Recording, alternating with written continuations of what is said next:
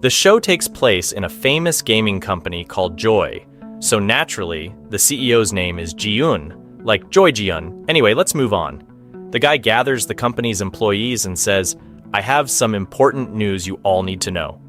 They're all curious, thinking he's going to surprise them. "What is it? Are you raising our salaries?" they ask. He replies, "No." "Are you treating us to dinner then?" they joke. He says, "No, listen up everyone. Unfortunately, the company has gone bankrupt. I can't even pay off the debts we owe." Everyone is in shock, asking, "What are you going to do now?" He tells them, "I'm negotiating with a big company that's going to acquire us. Hopefully that'll help us get back on our feet." Everyone falls silent until our heroine, Yum, steps in. She asks, "What's going to happen to us employees after this acquisition?" He responds, "I don't know. You'll have to ask the new boss. All I know is that today's my last day here." Yum is upset and asks, "How could you leave us like this after promising you'd stay with us forever? Was everything you said just a lie?" He replies, "What are you talking about? It's not like I promised to marry you or anything. We just worked together. There are plenty of other companies where you can work." After that, he walks out, leaving them behind. The team starts arguing with Yum, venting their frustration on her. They even force her to travel to Busan to cancel all the contracts they signed. She has no choice but to agree. Meanwhile, our hero, Dae-han, arrives at his job, where his boss informs him that he's being sent to a new company to help it get back on its feet, handing him the company's file. On the way, Dae-han asks his assistant, Park, to read him everything about this company. Park explains it's a gaming company. Dae-han gets annoyed, thinking of refusing the job because he absolutely hates video games. But Park convinces him to at least check it out, and Dae-han agrees. At the same time, Yum boards the train heading to Busan. Coincidentally, a stranger starts talking to her casually, saying, "Wow, you cleaned up nice." She snaps back, "Do I know you?" The man replies, "Of course, you're that employee from Joy, right?" She's shocked and says, "You must be confusing me with someone else." "That's not me. You've got the wrong person." He insists, "No way. I'd recognize you anywhere. What, are you going on vacation? I heard you were the reason the company went under, that it's all your fault. You made us lose everything. You brought this on yourself. I'm going to expose you." He starts filming her and everyone is staring. Yum is furious but can't defend herself, so she runs out of the train in a panic. What could she have done to destroy the company and make it go bankrupt? Meanwhile, Dae-han arrives at the gaming company and meets Ji-un. He asks, "Your company was successful in making good money. What happened? How did you lose it all?" Ji-un replies, "Where do I even begin? It's all because of her. Let me tell you the whole story from the start. My company was doing great until that fateful day when I decided to make a documentary. I thought it would generate buzz and get people talking. Unfortunately, I had an employee who did weird things while eating, so I filmed her, thinking it would grab attention because she was cute, eating like a child. But that was the beginning of my downfall. People started mocking her, saying she was fake. The shareholders pulled out all their investments and the company went bankrupt." Dae-han asks, "Can I see this girl?" Ji-un shows him the video, and it turns out that the girl is none other than our heroine. Dae-han responds, "Honestly, it's a tragic story and all, but I'm not emotionally invested. I can't work for this company. Sorry for wasting your time, but you'll need to find someone else to help you."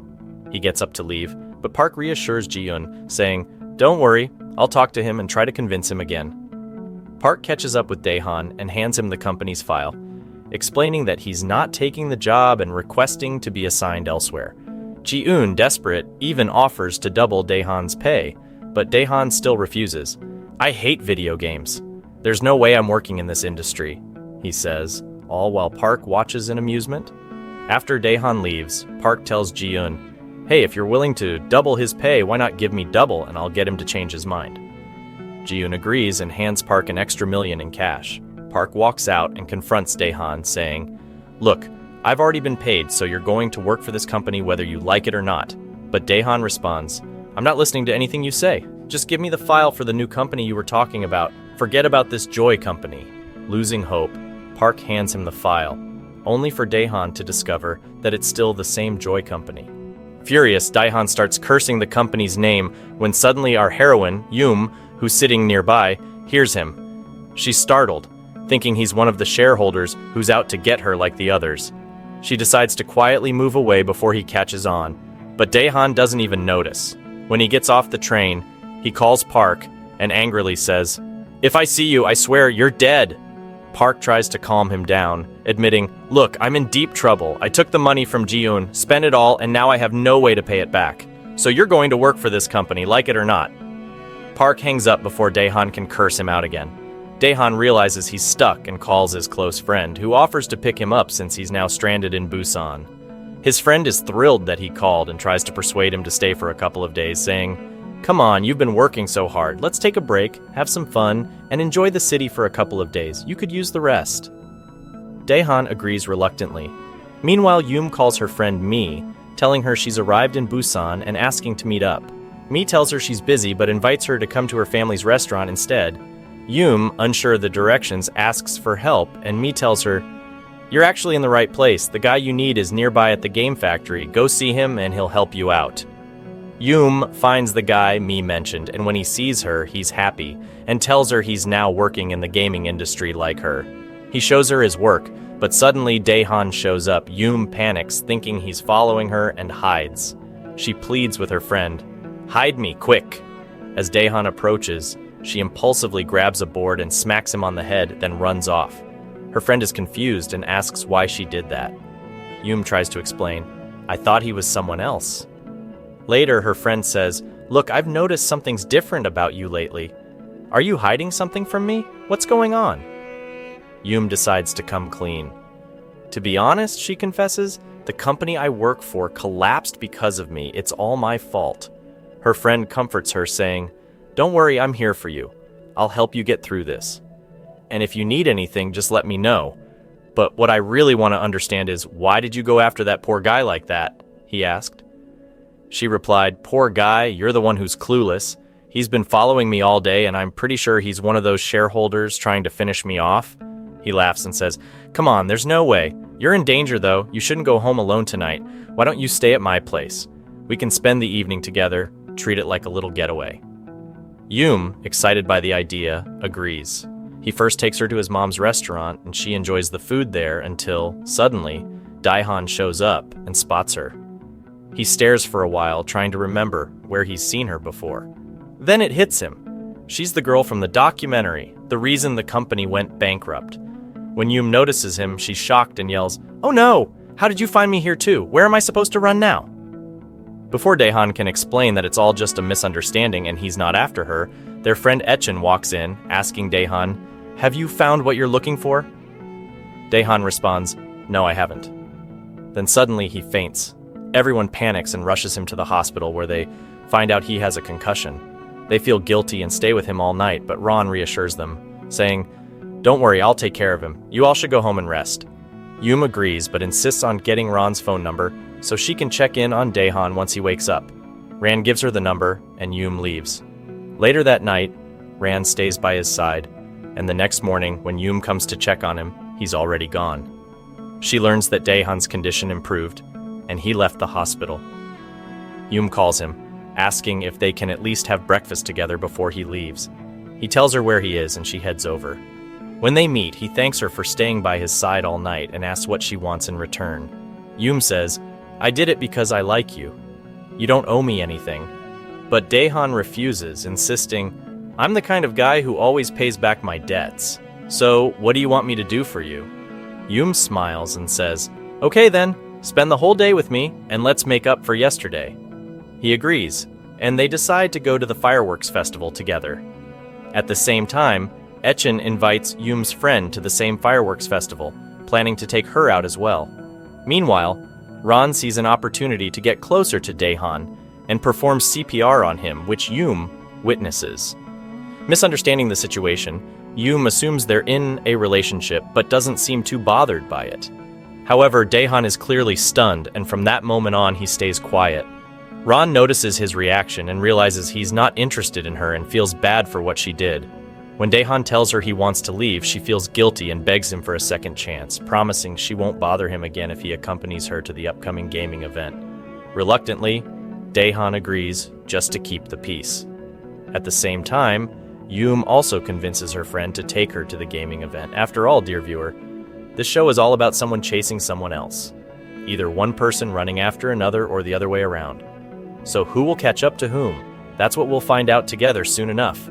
Don't forget to hit that like button and subscribe, my lovely viewers. As our friends arrive at the event, they learn that a new game is being unveiled that day. Yum gets excited, eager to find out what the game's concept is all about.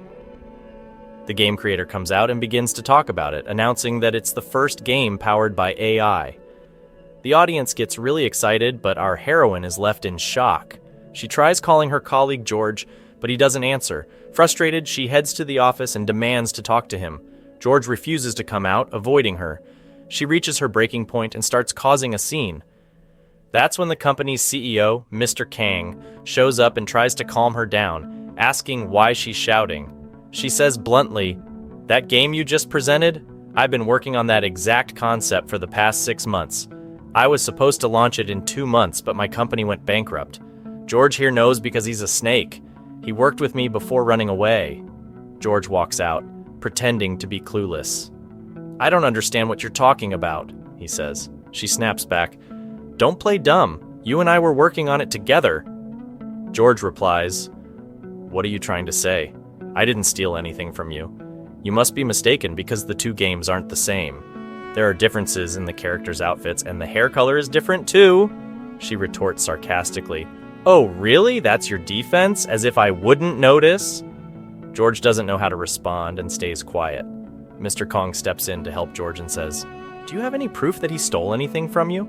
She responds, "No, of course not, because the game was still in the concept stage, but George definitely stole it." Kang, smirking, says, "Well, when you have proof, feel free to come back, and out of my generosity, I'll let you leave without apologizing, since you seem like a decent person who doesn't deserve a mess." She scoffs, "Oh great, now I'm supposed to apologize to a bunch of thieves? How about I don't leave until I've taught that pig behind you a lesson and make him pay for stealing my work?"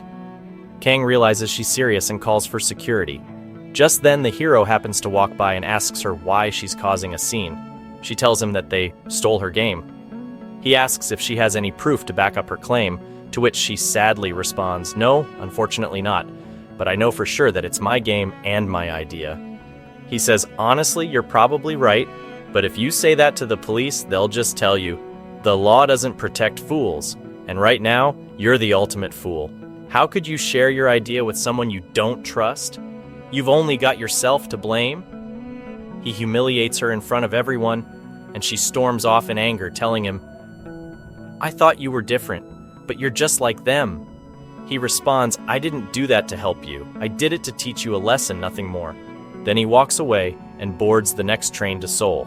Suddenly, Park appears and says, "I've got bad news. Your father passed away in a fire at your family home."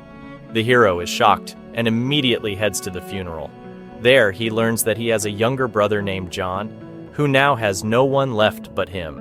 He decides to take John to live with him. Once they arrive at his house, he hands John some money and says, "I'll let you stay here, but on one condition. Don't move anything around and don't touch my turtle. Got it? Now go to bed." John nods and leaves. The hero heads to the company. Park asks him what he plans to do about the video game company, to which he replies, "I'm still thinking about it. And don't think I've forgotten what you did, sending me on a wild goose chase for nothing." He says, "All right then, you've got a good heart." Then he adds, "Honestly, I think this is a company worth saving." He tells him, "You know what? You've convinced me. I'm in. Get ready because we're starting work today." He publishes an announcement that they need employees. Meanwhile, Mom of Chan notices that after our heroine returned, he's been encouraged and tells him, "If you love her, go after her. Find yourself a job there and stay close to her." He actually takes her advice. When he learns that our hero's company is looking for employees, he sends in his resume. At the same time, our hero arrives at his office and checks his emails. He sees that his resume has been removed, and he thinks, "This is great. He came to me on his own. I'm going to give him a piece of my mind and teach him how to hit back." He decides to set up an interview with him. Meanwhile, our heroine is sitting at her desk. Suddenly they notice she hasn't moved for an hour, so they go to wake her up and find that she's unconscious. They call her father, who rushes over to take her to the hospital. There, they discover she has fainted due to work stress, and he stays by her side. At this time, when our hero returns home, He's shocked to find his brother has made a complete mess of the place, turning it into a literal dump. On top of that, he used his laptop to play games. He gets angry and tells him, "If I come back and find this mess again, I'll kick you out. Just imagine where you'll sleep." Not only that, he takes away his gaming cable so he can't play. Of course, John gets upset and starts plotting revenge to teach him a lesson. He decides to use the hero's credit card to buy expensive games. Meanwhile, our heroine wakes up and feels a little better, so she decides to work with her dad at his game shop. At that moment, John arrives and asks her for the most expensive game she has. She asks, "Are you sure you can pay for it?" He replies confidently, "Of course, don't worry," and hands her the hero's credit card. At the same time, our hero is in a meeting when he receives a notification from his bank account. He doesn't want to look, but the message reads, "Withdrawal of 1,000,000 won." He gets furious and calls his brother saying, "Where are you? You're going to ruin me." John reassures him, "Don't worry about me. I'm safe. I'm a junior in high school. Where else would I be?" The hero responds, "Okay, good. I have 1 minute to be there. If I don't find you at school, I swear I'll come and drag you out." John is shocked and immediately jumps into the nearest taxi to get to school as fast as possible. As soon as he arrives, he's shocked to find that our hero got there before him and knows he was lying. The moment he sees him, the hero attacks him and knocks him down, forcing him to do some exercises. After that, he heads to the game shop to return the game and get his money back. But our heroine refuses, saying, "Go sort out your family problems away from me. I'm not returning anything. You took the most expensive game in the shop." They start to argue, and he realizes he won't get anything from her. When he finally reaches his office, he sees that Chan has arrived for the interview. He tries to get revenge on Chan by throwing tough questions at him to embarrass him and possibly have him fired. However, Chan impressively answers all the questions well and shows that he has significant experience in the gaming field, which would greatly benefit them. Park likes him and pressures the hero to accept him, ultimately deciding to hire him. Chan is overjoyed and thanks Park.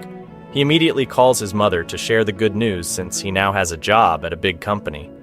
Finally, life seems to be stabilizing, and he might even confess his feelings to our heroine soon. Of course, his mother, who is his safe haven, gives him some encouraging words, filling him with hope. She says, "You can do this, and I expect you to reach her." At the same time, our heroine returns to her company and learns that the new manager will finally arrive today. She gets excited to meet him, but is shocked to find that it's our hero. She thinks, "No way, this must be a dream. Am I seriously going to work with the person I had all those problems with? What a nightmare." She considers running away, but when she finds out she'll be working alongside him, she feels a bit relieved and reassured. She then prepares herself to start work. Her colleagues inform her that she's been promoted to team leader, and they congratulate her. However, she barely has time to celebrate before the hero calls for a meeting and asks half the employees to attend. They learn that he has decided to cancel everything they've been working on and that they'll start fresh. Our heroine is stunned and exclaims, "No way! What project are you talking about canceling? We've been working on it for months, and all our effort was put into this. We were so close to finishing it." She adds that the company funding them would withdraw its support if they stopped the project. He responds, "Well, that's the surprise I've been keeping. I actually plan to break ties with them, and we'll promote the new game ourselves." She replies, "No way! You must be crazy. Do you really think promoting the game will be that easy? If it were someone else, it would be a piece of cake." He tells her, "I've made my decision. Instead of spending 10 million on promotion for a game that could fail, leaving us in debt, I could use that money for us and even increase your salaries while you work." All her colleagues like the idea, including her coworker Shin, who says, "I'm with you as long as there's a pay raise." But our heroine doesn't like what he's saying and directly asks if he's doing this out of revenge against her. He tells her, "Don't annoy me. This is what I'm offering. If you're not happy with our work, you can resign and find another company." She gets angry, storms out, and starts crying, declaring, "I won't leave this company. It's either me or you." Later, when she finds out that he's organizing a dinner after work to get to know the employees, she embarrasses him when they arrive, challenging him to sing for them. She thinks he'll back out and be too scared, and she'll succeed in humiliating him. But he surprises her by accepting the challenge and goes up to sing on stage. He lights up the whole place, and the employees are thrilled with their manager cheering and joining in. She feels embarrassed because he outshines her in front of everyone. Consequently, she goes to apologize to him and offers to buy him a drink. Since he won the challenge, she offers to buy him a drink, but he declines, telling her it's not worth it. At that moment, John arrives and seizes the opportunity to go with her. On the way, he spots his brother coming out of a gaming cafe. He takes him home, and as soon as they arrive, he starts mocking him as usual, saying, "You're grounded for a month so you can study. Stop being a slacker." John gets irritated and responds, "Tomorrow I'll have a party and you'll regret your attitude." However, the hero pays no attention to his words. When he arrives at the company, he gathers his team and instructs them to terminate all contracts, ensuring that the company is independent and has no ties to anyone else. At the same time, he receives a call from his mother, informing him that she has sent him something. When he goes to check, he finds a lot of sweets for his colleagues and even for his manager. He accepts them with gratitude. Just as our hero is leaving the company, the heroine rushes to catch up with him, saying she has a proposal for a new game they could work on. He knows he's running late and needs to leave immediately, so he asks her to explain it to him on the way. She agrees.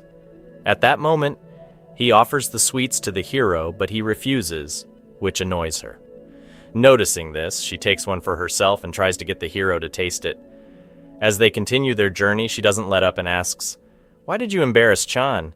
He was just trying to share sweets with you." He remains indifferent to her words, which frustrates her further. She starts eating the sweets and accidentally spills some on her clothes. Suddenly, bees swarm around her. She exclaims, "I was just joking, I didn't mean anything by it," and screams as the bees get too close. The hero quickly jumps in to help her and ends up diving into the sea with her. Afterward, he loses consciousness and she has to drag him out herself. She manages to save him and calls for emergency services to get him the help he needs. Meanwhile, Chan is attempting to distribute the sweets to the employees, but they refuse to take anything from him. He feels very insignificant and realizes no one cares about his presence in the company. Because of this, he decides to eat the sweets alone. He thinks, "I can't waste my mother's efforts for nothing. She traveled all the way here to bring me food." Finally, our hero regains consciousness, and the heroine teases him, saying, "Did you really have to play the hero? You can't even swim." He feels embarrassed and replies, "What was I supposed to do? The bees were all over you. My gallantry took over, and I jumped in to save you." At the same time in school, John is complaining to his friend saying, "My brother treats me horribly like I'm one of the infidels of Quraysh. I need money by any means necessary." Just then, a crazy girl appears, pulling pranks while someone records her, and John has no idea what's going on or why she's acting that way. Before he can talk to her, she throws him her helmet and dashes away. The security guards see the helmet and mistake John for the prankster who's been causing trouble all morning. Before they can confront him, he quickly explains, "It wasn't me! She ran away!" Afterward, he takes the helmet and goes after her. He asks her, "Who are you? What are you doing? What do you get out of this?" She replies that she's a YouTuber, just like him, making pranks and earning money from it. As soon as he hears the word money, he becomes intrigued and introduces himself. He asks her to help him become like her and make money. When she refuses, he threatens to report her and tell the security guy her name, promising to make trouble for her at school. She quickly concedes, Fine, I'll explain everything. First, you need to buy a good camera and go live to get people to know you. Just wait for me. Dear viewers, I got the camera and all that's left is to go live. Just make sure to subscribe to Yusuf Khaled's channel. It will appear in front of you now, and you'll find the link in the first comment, God willing. Our guy listens to her advice and rushes off to buy a camera. Meanwhile, he learns that $1 million has been deducted from his account. He gets furious when he realizes his brother won't let him withdraw any cash, planning to drive him to bankruptcy instead. So he rushes home in a fit of rage to teach him a lesson, and our heroine rides along, shocked by his reckless driving. Before she can talk to him, he speeds into an apartment. He is stunned when he sees what his brother has brought home. John says, "Chill out, I swear I'll pay you back every penny you spent with interest if you want. Please have mercy on me. I'm just a kid trying to live my youth." The hero responds, "Mercy? Yeah, right." He grabs him by the neck and throws him out of the apartment, declaring, "From now on, you'll live on the streets. I'll change the password, and you won't know it. If you come near my place again, I don't even want to tell you what I'll do to you." At that moment, our heroine sees them and is puzzled. When he drops her off, she asks him about his relationship with John. He explains that they are half-brothers. She then asks, "What will you do if he stays with you? You don't know anything about him." He replies, "No one will take care of me except him. If I go bankrupt, he'll be the reason." When she goes to get something from her house, he follows her. She notices how disheveled his clothes are from when he tried to save her earlier. She decides to help him and offers him her father's clothes, asking him to change. Just then, her father arrives and sees the hero in the bathroom. Of course, this situation won't be easily understood. Please don't get the wrong idea, dear viewers. He grabs him and starts hitting him. Thankfully, it wasn't too serious. Our heroine is shocked and says, "Hold on, I'll explain. He's my manager at the company, and I thought I'd help him." Her father sees him and feels sorry for him when he notices the bee stings on his back. He decides to treat him himself.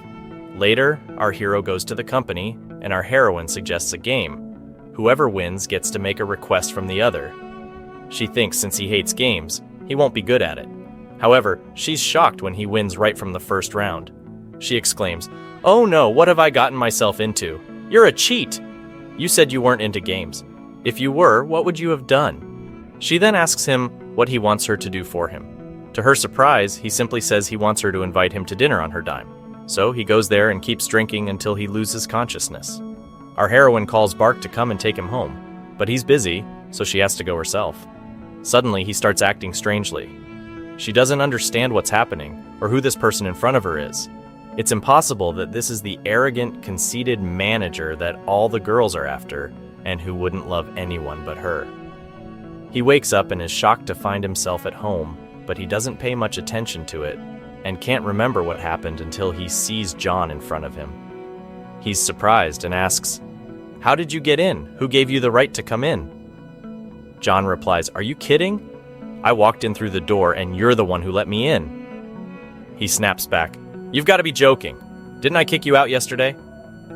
John then tells him what happened, saying, "Look, there was this beautiful girl who dropped you off here yesterday. I felt sorry for you, so I let myself in because of her. But I didn't know there were such beautiful girls. Why didn't you tell me?" "Can I at least see her sister or friend?" The hero tells him, "Shut up. You're embarrassing. This is shameful." He keeps thinking about who helped him yesterday. When he opens his phone, he discovers the last call was from Rawan. He calls her to find out what happened, but she doesn't give him a chance to speak. All she tells him is that she paid him a lot of money yesterday and will ask for a favor in return, then hangs up.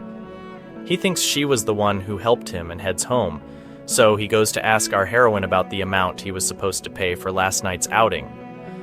"Rawan told me that I owe a lot of money." She responds, "Whose money? Rawan didn't pay for anything. The guy didn't even want to take our money." I was surprised, honestly.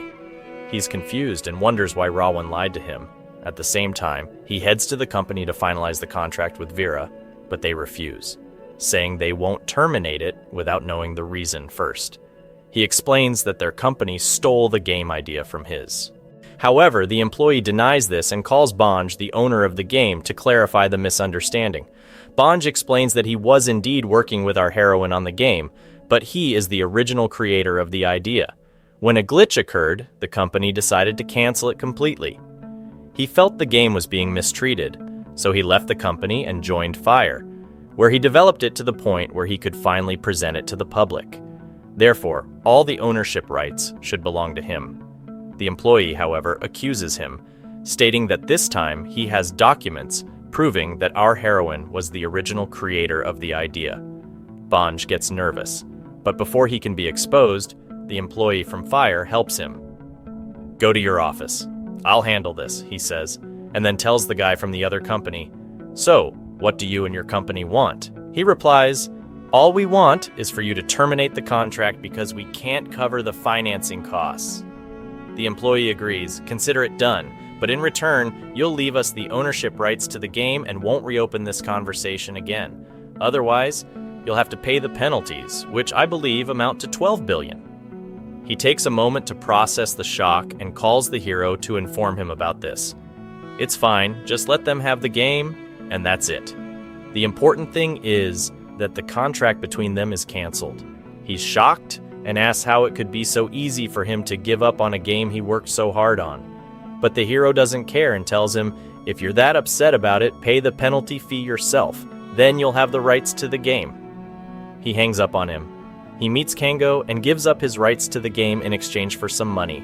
This frustrates John because he couldn't help our heroine. At this point, Bark comforts him and takes him to a restaurant where they meet our heroine. Bark warns him not to mention her so she doesn't get upset, and they sit together casually without anyone bringing up that they gave up her game. Meanwhile, when the hero returns home, he finds his brother streaming live. He says, "Listen up, I have enough on my plate. If you keep giving me headaches, I'll break these devices over your head." He emphasizes this with a gesture. In the restaurant, Bark starts drinking and chatting, telling our heroine that the hero has ownership rights to the game. Yep, that's Bark for you. He really won't say anything, she thinks. Then Bark adds fuel to the fire by saying that the hero took a lot of money from her in exchange for the rights. She gets upset and leaves the restaurant, with John following her. At the hero's place, he goes to check on his turtle. Suddenly, memories of the previous night at the restaurant flood back to him, including the strange behavior he exhibited around our heroine. He's shocked at himself and doesn't know how to face her. He receives a call from her, and she says she's waiting for him downstairs because she needs to talk about something important. When he goes down to see what she wants, she replies, "Nothing much. I just want to know if you'll tell me something."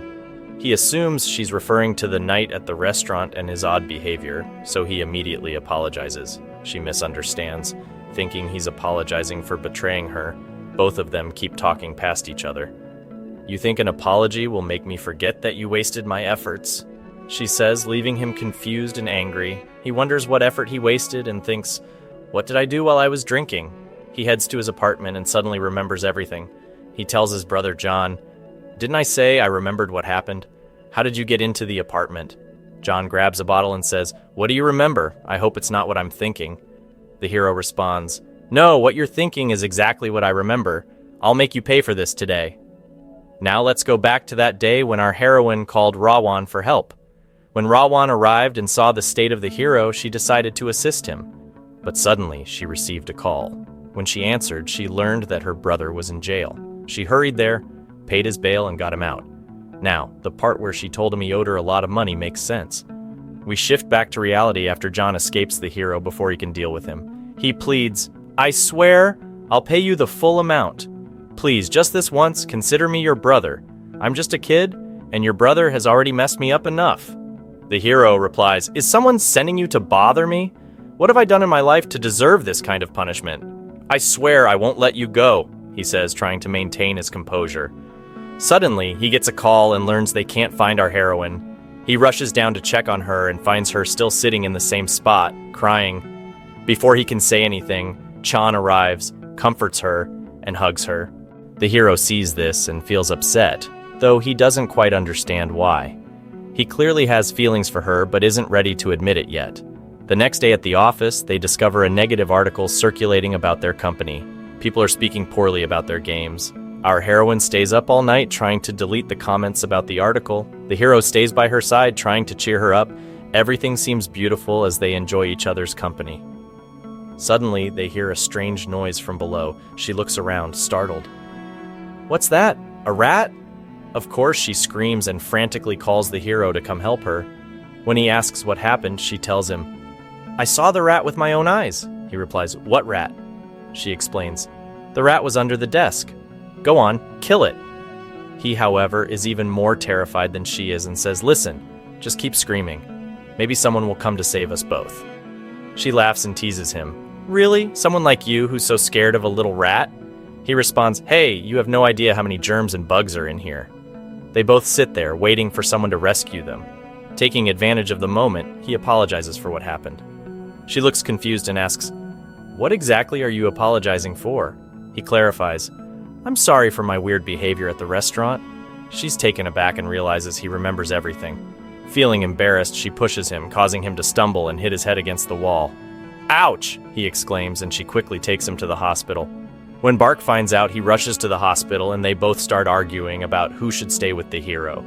The hero, annoyed, kicks them both out, saying, "Get out! I don't want to see your faces. I might not have killed that rat, but I'll make sure to deal with you both." They leave, humiliated, but still hanging on to what little dignity they have left. Park decides to take our heroine home. On the way, he explains the real reason the hero sold the game. He shares that the hero spent all night writing articles defending their company and highlighting how talented and smart she is. She has the potential to create a new game that is 1,000,000 times better than the old one. This revelation captivates her, and she realizes she misjudged him, thinking he was arrogant and self-centered. Instead, it turns out he's kind and even afraid of rats, just like her. The next day, when the hero leaves the hospital, he learns that the shareholders have called a meeting because they found out he terminated his contract with the company. They confront him angrily, questioning how he could do this without consulting them.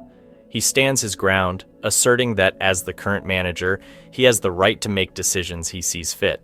He then announces that he's working on a new game project that will blow everyone away.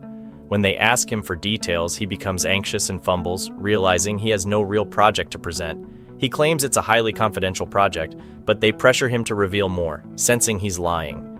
They realize he isn't working on anything substantial and demand he leave the meeting. Angered, he responds, "Do you even understand what right you have to say that to me? If it weren't for me, this company would be nothing. I made it trend and got it into the papers. Every day its reputation keeps growing. I even brought the employees together in one place, instead of each running off to different companies." Then, Gi-hun asks if the hero is treating them better and if they are satisfied working with him. They remain silent, making the hero feel unwelcome. He decides he should explain everything before leaving the company. But our heroine supports him and defends his actions, explaining that he terminated the contract and sold the game rights to raise funds. With that money, they can develop their new game. She insists they've genuinely started a secret project, but doesn't want to discuss it publicly to avoid leaks like before. Gi-hun, however, isn't convinced. He challenges her to show him the game to see if they are truly working on something worthwhile instead of wasting time and money. She agrees to prove her sincerity and takes him to a room where she shows him a video explaining everything about the new game. He's impressed and tells her, "If you manage to create something like what's in this video, it could be the best game in history, winning many awards and gaining popularity. You could sell everything and pay off your debts, coming back even stronger than before." He then congratulates the hero for stepping up and helping the team as much as he could, apologizing for doubting him initially. The hero forgives him, saying, "Everything has its time. In the end, I care about the company's interests." At that moment, he notices a strange message from the employees and learns that the engine the game runs on has stopped. When he asks about it, they tell him it's from the fire company, and they weren't responsible for it. He approaches them and asks directly what they want. They propose he return to work with them. "I know that the game you're working on is good and could become a hit. So how about this? You finish that game peacefully, and in exchange you let me join you and put ads on it. I'll take care of the message you received and everything will be fine." The hero gets angry and responds, "You can't just dictate terms to me. As for the engine, you can keep it." He responds, "You know exactly where to put it, right in your pocket." He heads to the company and informs the employees that they will no longer rely on Fire's engine. They will create their own engine and work with it. They question how that's possible, saying, "We've never been able to create an engine in such a short time. We need at least a year, and Fire has all the programmers in the market. They definitely won't help us." He tells them, "I don't care, just get it done," and walks away.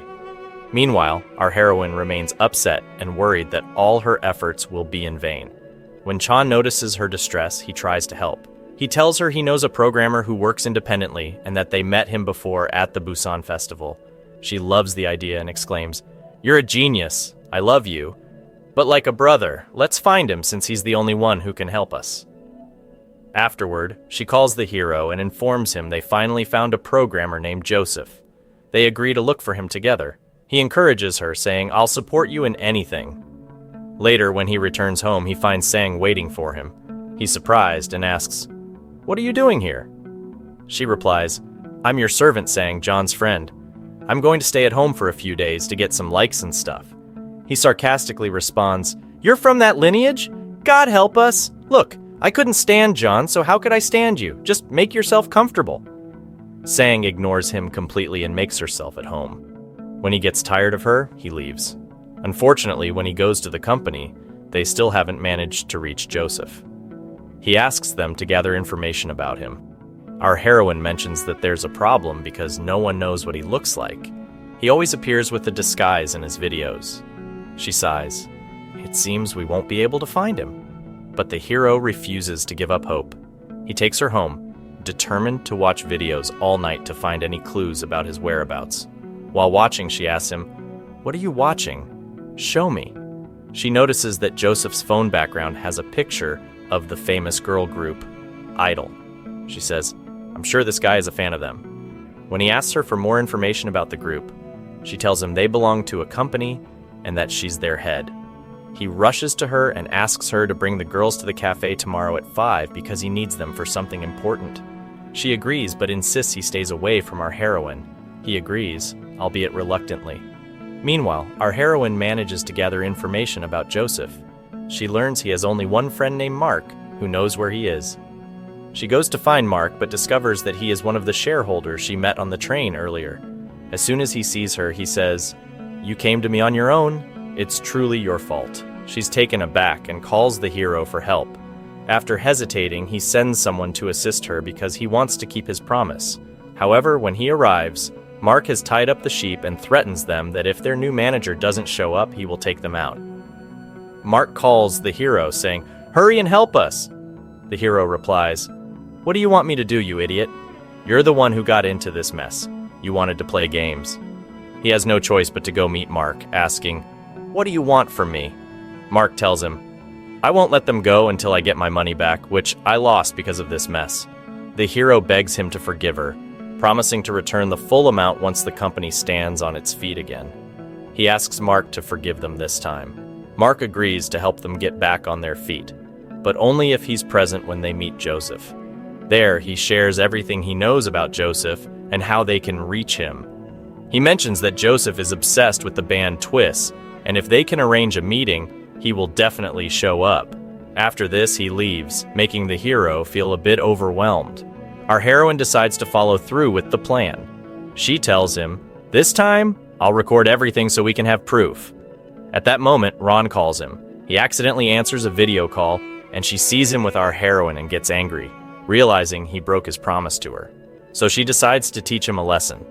The next day, they prepare the cafe for Joseph's arrival, waiting for him. Their plan succeeds, and Joseph arrives, eager to meet the band. Meanwhile, our friends try to keep him occupied until the band arrives, but time passes slowly.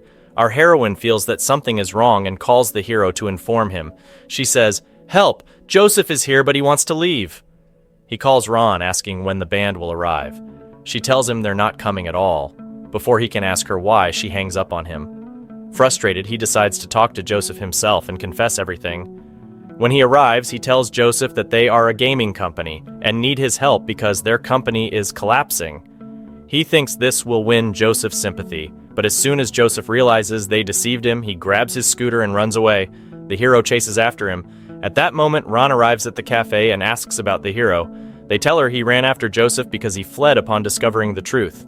Our heroine asks Ron, "If you never intended to send the band, why did you let us prepare everything?" Ron snaps at her, saying, "You especially should just shut up. This is all your fault." Our heroine replies, "Why should I shut up? What did I do?" The hero arrives and seeing Ran angry, tries to calm her down. He apologizes and says, "I can explain everything." She retorts, "Go explain it to your mother," slapping him on the cheek and leaving him in shock along with everyone else who are taken aback by her behavior.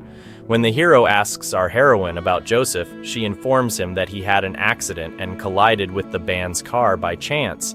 They took him to the hospital, where he's now enjoying the best love story.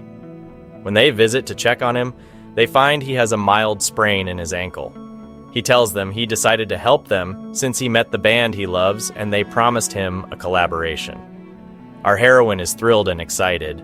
After he recovers, they take the hero to the company and introduce him to the rest of the employees. He informs them that they only have 2 months left and must resolve the engine issue during this time. Meanwhile, the hero notices that our heroine seems upset about the incident at the cafe. He approaches her to talk, but she refuses to share anything and reveals she's hurt because he let Ron treat him that way. He apologizes, but she refuses to accept it and walks away, leaving him feeling frustrated all day, not understanding why. What should I do, he thinks. One girl hits me and the other won't even reconcile with me. I'm a mess. Barky notices his confusion and says, "Your girlfriend must be giving you a hard time. Here's my advice. Buy her something she loves." However, the hero doesn't know what she likes, since he knows very little about her. So he decides to ask Chan, but he finds out that Chan doesn't know either. He resolves to find out in his own way and asks her friend. He discovers that our heroine loves a special limited edition game she's been searching for a long time. I have to buy it, he thinks. At the same time, Chan also asks our heroine what she likes, and she mentions the same game. They both decide to look for it together. They manage to track it down, but it turns out to be the last piece available. The seller informs them that he will sell it to the first person who arrives. In a rush, the hero searches for any vehicle to take him to the park. He bumps into Chan, who says, "Lucky you. I'm heading there too," unaware that they're both trying to buy the same item. Each of them takes off in different directions, but they unexpectedly meet at the fountain and realize they both want the same game. They both sprint, trying to convince the seller to give it to them first, and a heated argument breaks out. The seller complains, "Are you two going to bother me or what? I have enough to deal with. I just want my money." He throws the game at them, saying, "Divide it however you like. Good luck." The hero heads to a nearby restaurant and tries to persuade the seller to let it go for a bigger offer, but the seller declines, insisting, "I need it urgently because I want to confess my feelings to her." However, the hero remains unaffected and argues, "I need this game desperately. My career depends on it." He gives the game to him without hesitation, unaware that he's just shocked to discover it's for his girlfriend. When he returns home, he sees his brother with the game. "Where did you get this? It's a really special game. I've been looking for it for a long time." As he reaches for it, his brother warns, "Careful. That's a gift for Leon." He asks, "A gift for whom? Since when do you give gifts?" Their friend Sanj, who's hanging out with them, teasingly asks, "Are you crushing on someone or what?" But he avoids answering. Suddenly, he receives a call from Barky, who asks, "So, did you get the gift?" Our hero responds, "Come on, I've got the gift ready. I just need to find the right moment to give it to her."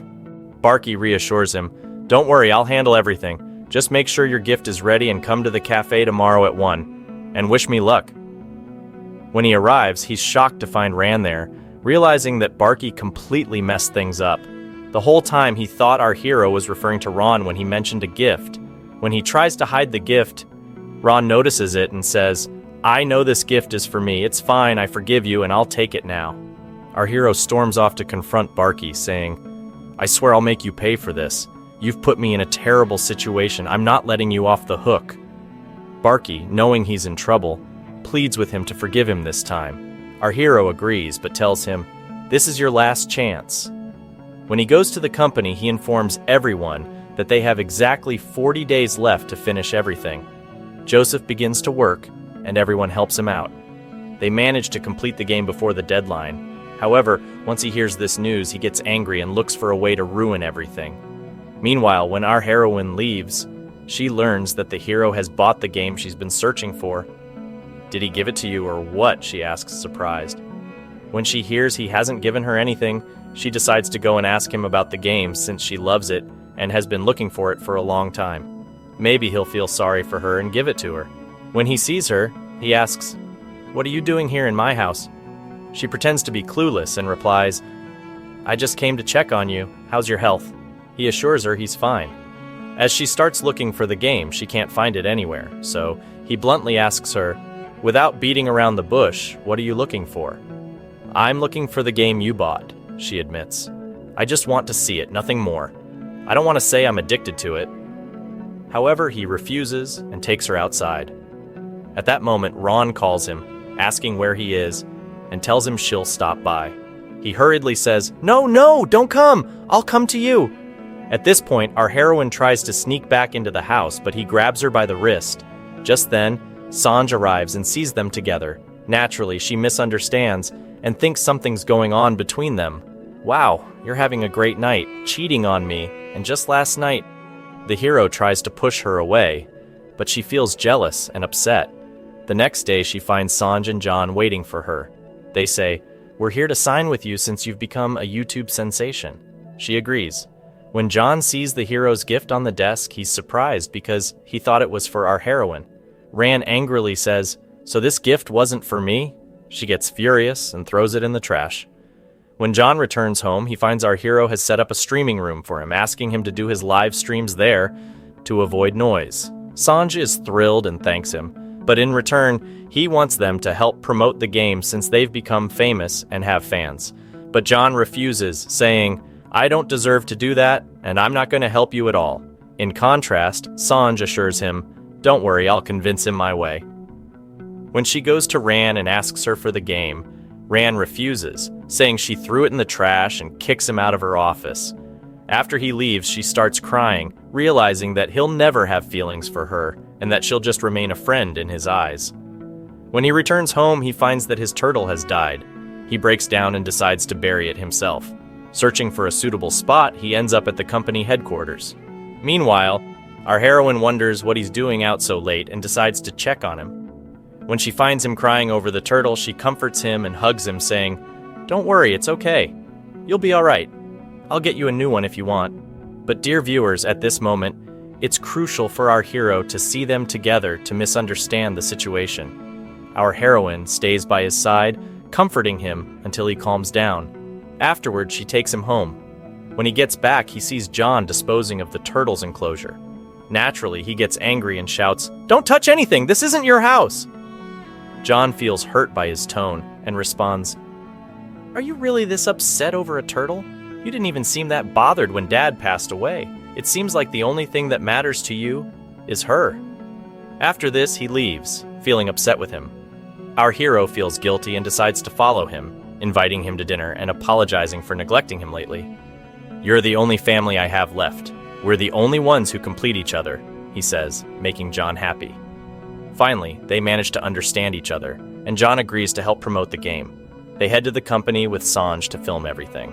Suddenly, the hero appears in front of them, and John asks, "What are you doing here after you canceled the contract and everything ended?"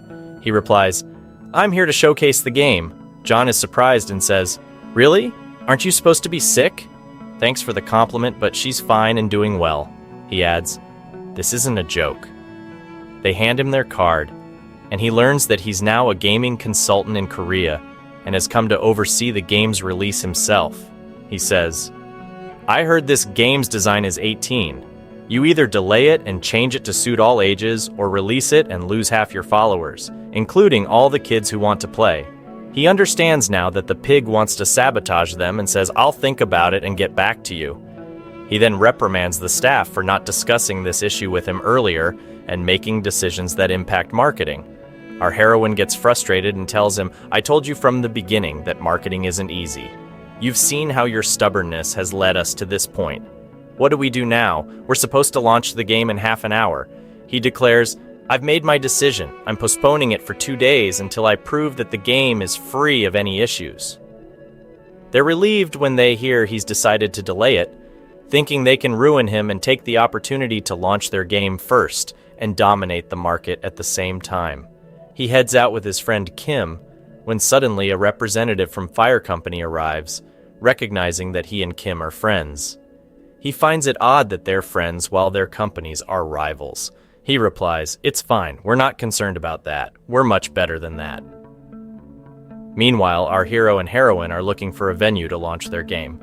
They check out the conference room at Ron's company, but are shocked to find Kong in front of them, who informs them that he booked the entire hall before them. This makes our heroine even angrier since he keeps ruining their plans. But our hero reassures her, saying, "Trust me, I'll get back at him my way. Do you have faith in me this time?" He then approaches Ran, and she anticipates that he will confront her because she didn't support him and sided with Kang. Instead, he expresses his gratitude, saying, "Thank you for finally moving on. You've decided to separate your personal life from your work. Honestly, I appreciate that, even though it hurt me." Afterward, he tells our heroine that he's made his final decision. He will hold the game launch at their company and let people try the game out firsthand. Suddenly, he gets a call from Barky, who informs him that they have a serious problem. They suspect that the game encourages inappropriate behavior and want to stop its release. He gets furious and realizes that Kang has no intention of letting them off the hook at all. So he calls Kong and asks, "What do you want?"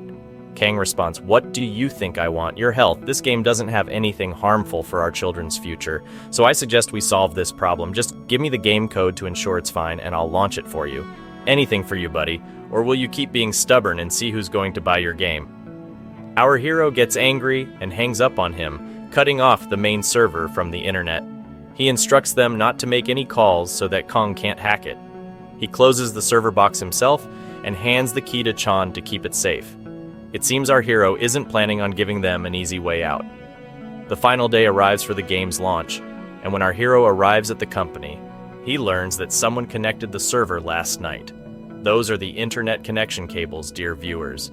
In case you were thinking the server was something else. The point is, there might be a virus, and the game could be ruined.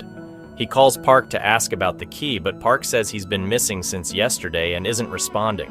Our hero begins to suspect that Park might be the traitor who betrayed them. When he realizes how deep they are in trouble, he becomes thrilled and revels in their predicament. Suddenly, his secretary appears and informs him that the program they embedded in our hero's game has also corrupted their game, ruining all of it. She advises him to escape before the press arrives. At the same time, our hero tells the staff that he has good news. He says they've hidden the main server in a secret location that no one knows about, and the key with Kong was a fake because he wanted to find out who the spy among them was. He asks them to prepare themselves because the game will launch at 3 o'clock. The live broadcast begins and a large crowd arrives, contrary to what our hero expected. Most of them are journalists, celebrities, and investors there to see the game and decide whether to invest or not. He feels a surge of excitement and pride, realizing how successful it's turning out to be. But then he thinks to himself, wow, our hero played me, but now I'll get my revenge. He decides to send a journalist to disrupt the atmosphere, starting to ask them strange questions about the game. However, John embarrasses the journalist, and they realize that the game is going to be a hit and the best game they've ever tried. Meanwhile, our heroine begins explaining the game and where she got the idea. She shares that she had a younger brother who loved games, and he passed away, which inspired her to honor his memory and work in this field, sparking her passion for game development. Everyone is moved by her story, even her approaching our hero to apologize for treating her badly. She hands him the game she had been searching for, and reassures him that she no longer has feelings for the hero, just in case he was thinking of pursuing something with her. This makes our heroine nervous, as she stutters, "Who am I supposed to be with? No way, I'm not into him." At the same time, Kim, looking defeated, comes forward and says he was looking for Chan but couldn't find him. He adds, "There's a ton of salt and anger, guys." However, our hero replies, "Are you trying to play the fool with me? You're the one who did everything. You connected the server to the internet. Do you think I'm an idiot? No way, I know you too well. Get ready because I'll drag you to court and show you how to deceive me." Kim breaks down and pleads, "No, this deception is impossible. I swear I never did anything. Please, I'm just a kid. I'm not running away. Just give me another chance." Since our hero has a kind heart, he agrees, but adds, "You'll still be punished and you'll be fired from the company. Now tell me, where's Chan? How did the key even reach you?" Kim begins to explain everything. We flash back to that day when he went to check on the server. Suddenly, he found Kim in front of him trying to access the server. When he attempted to stop him, he struck him and locked him in the storage room. Once they found out where he was, they rushed to rescue him. Kim apologized and said, "Forgive me," but he was just venting his frustration. Literally, dear viewers, he vented, and a month passed. The game became a massive success, allowing the company to stand on its feet again thanks to our hero, and its name spread everywhere. Thus, our hero completed his mission, and today is his last day. He's supposed to take his team and search for another company to save. He goes to say goodbye to our heroine, telling her he won't easily forget her. He hints that he likes her, but his pride stops him from expressing it. Unfortunately, she feels nervous and embarrassed, thinking that she doesn't like him. So he leaves feeling sad. Sadly, due to their stubbornness, they don't communicate for a whole year. By chance, when our heroine goes out with her father to visit her mother, she sees John there. She's surprised and asks him what he's doing there. He replies, "I came to visit my mother with our hero." She says her goodbyes and walks away, not wanting to stay and greet him. On the way, John tells our hero that he saw our heroine visiting her mother, surprising him and prompting him to decide to follow her. For a whole year, he kept thinking about her, telling himself he wouldn't let her slip away again. When he sees her in front of him, he takes her into his car and confesses that he likes her. Seizing the opportunity, she tells him that she has also liked him all along and had been thinking about him throughout the year. They both decide to be together and live happily ever after. Thanks for watching. If you enjoyed our recap, don't forget to hit the subscribe button and check out more recaps on our channel. Take care.